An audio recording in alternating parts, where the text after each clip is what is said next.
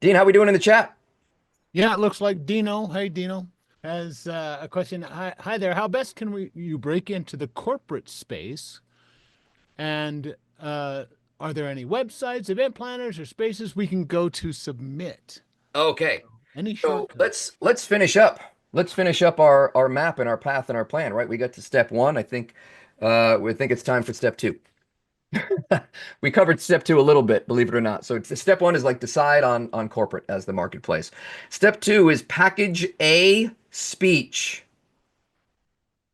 A speech. People do not buy a speaker.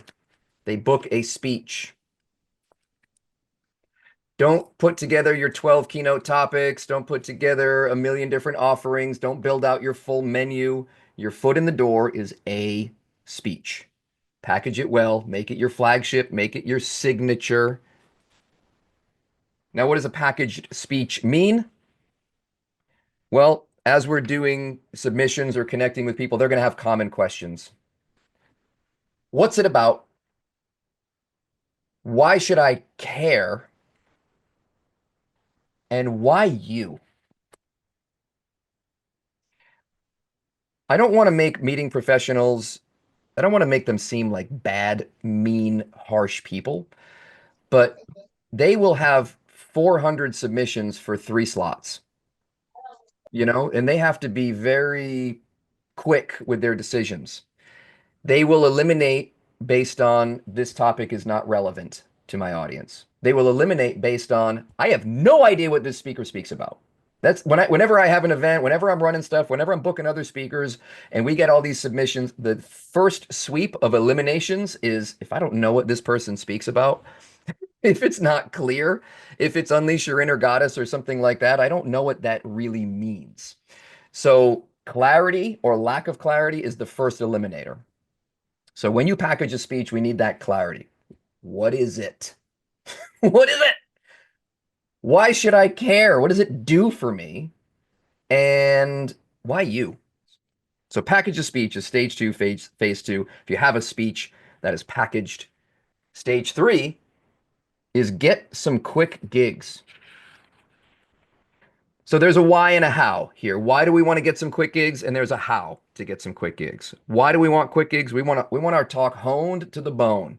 We want to get experience doing that packaged speech, right? We want to get some reps under our belt. We want to get some flight time. We want to build our list. If you are not actively, proactively, laser focused on building your list, your email list specifically, not your Instagram follower list, not your TikTok follower list, not your LinkedIn list. It's got to be email list. It's the only one you have control over. It's the only one that people open a significant percentage of. People tell me this all. I don't open any of my emails. I can't believe emails. And then we get them on an email program, and suddenly they're getting, 40% response, which doesn't seem like a lot. But you look at a Twitter post, and it's a blink of an eye, and you get very few impressions, responses, engagements. So email list, email list, email list. That's what you do. When you do quick gigs, you have an audience. We want to get 80 to 90% of that audience on your email list. So come hell or high water, do what we have to do to make sure we're building our email list. These are your fans, your supporters, your followers, your advocates. These are the ones who are going to go off into their lives and spread the word, right? And the word is how gigs are booked. So go get some quick gigs. And then the third thing is you build your systems, right? So when you're doing speaking gigs, you have opportunities to put your systems into place. I talked a lot about how I did free gigs and put my system in place. And the system, we call it the gig avalanche system now. It's like pouring gas on a fire, GAS. And that's where the vast majority of the word of mouth comes from.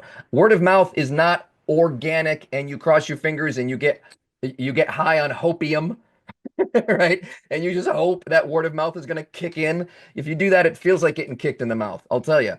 So make sure you're proactive about generating word of mouth. Very important. Build your list, build your systems, right? And when those inquiries come in, you need a system to make sure that inquiry becomes income. Okay, you don't want to. We got 6 inquiries this week. We got 5 of those gigs. All right, we don't mess around. We don't leave gaps in the chain. We want to make sure that we have a 5-step process. We follow the 5-step process. Not only does it help us to book the gig, it also helps us to negotiate our highest possible fee. And it also gives us opportunities to work beyond the stage. So one of those was a $64,008, I think the proposal ended up being, contract, right? And they came to us expecting to buy to hire a speaker for 5 or 10 grand. So once again, that process, those systems, you can start to develop that once you have quick gigs on the calendar. Now that's the what, or the why rather. How do we do this? Well, we call this entire category of marketing gathering. Gathering. Now, if you wanted to eat like most of us do every day, there's a few different ways to get food into your belly. You could every morning go out and hunt and then come back with your dinner. You could do that. But then tomorrow you have to go out and hunt again, don't you?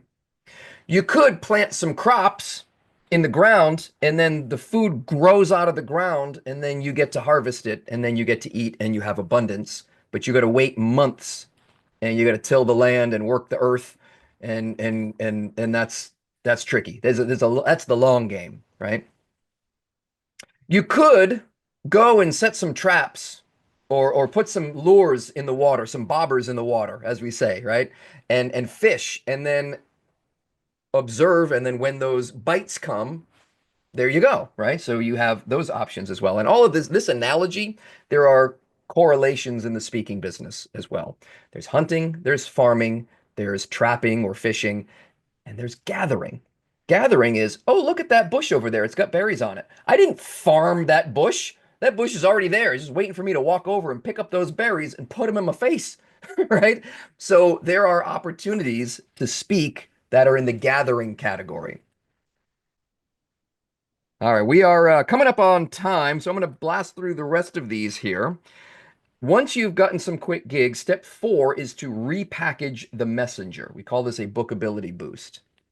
Okay, you repackage the messenger. So now you've gotten some gigs, you've gotten some testimonials, you've got some corporate logos, perhaps. I mean, I don't know, depending on some of the word of mouth and the processes that have happened.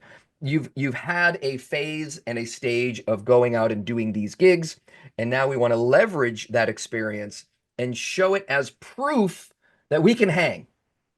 And if you want to be booked, you have to be believed. If you want to be booked at the higher levels, you have to be believed. So this is the bookability or the believability boost phase. This is where a lot of people will build their website. That makes sense. Now you got stuff to put there, right? Doesn't have to take you 9 years like it did for me. To, I was busy. I was working, right? I love what Kathy said at the summit. She's like, I'd love to get my website fixed, but I'm too busy booking $10,000 gigs. Like her website went to 404 error. It was off. Somebody flipped the switch and she couldn't fix it. I'll worry about it later. I'm too busy doing gigs. Number 5, I have here prepare for leads, right?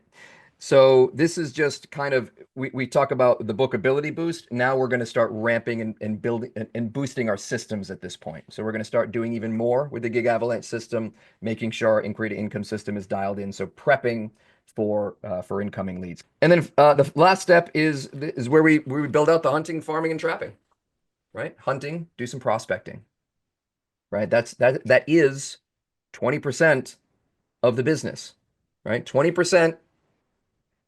It doesn't produce the 80% of the results. I'm talking about it's almost like the 80% of effort that produces the 20% of results.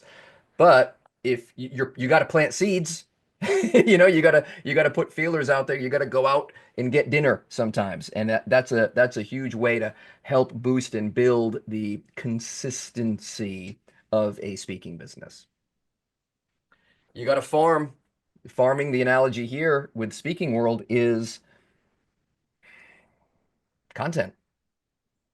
Whether it's your email list that you're emailing content to, and content doesn't have to be articles and information. It could be just, this is what I did this week, right? It could content could just put a smile on somebody's face. That way, hey, here's something. I stepped on a snail today. Here's an analogy. Here's what it means for you and your business. Here's how it ties into my topic. P.S. Here are four ways you can do business with me. Right? You're going to start seeing a lot more emails from me. Those of you in the room, right? You got the one that brought you here. We're doing more email for sure. It's part of staying in touch, you know, and that's part of any good relationship is communication and staying in touch. So that's the bulk. You know, that also includes podcasting, right? That's a farming. You know, that is creating content that lives, right? That's building your YouTube channel. That creates content that lives. And you know, there's a lot to be said about creating content campaigns. There's a lot out there, right? And I don't want to get too deep into it, but that's the farming piece, right? And then of course trapping. This is things like listings and bureaus. You know, things like I think the Bash is running a deal right now. That's a good one. Let me see. Where's my Bash button? Here it is. Boom. Join the Bash. The Bash is running some kind of deal. You got a listing page. They send you gigs. Like, you know, it's not 50 a year. You know, you might get a handful a year. And the gigs that they send you are really just qualified leads who are actively currently looking for a speaker. And they may be in your area or they may be related to your topic. You know, the ones that I get, I probably disqualify 60, 70% of them. But, you know, one of the leads that came this week was through the Bash. So.